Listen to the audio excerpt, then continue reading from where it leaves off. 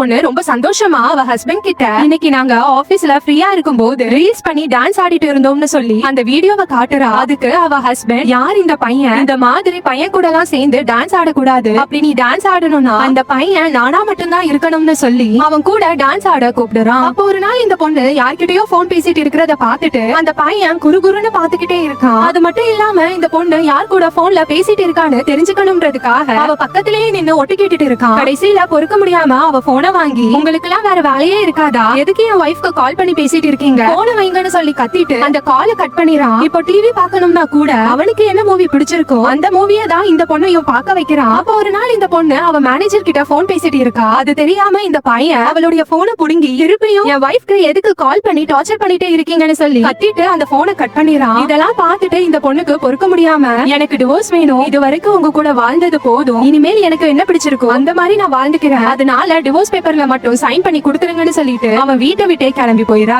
இந்த மாதிரியான ஹஸ்பண்ட்ஸ பத்தி நீங்க என்ன நினைக்கிறீங்கன்னு கமெண்ட்ல சொல்லுங்க.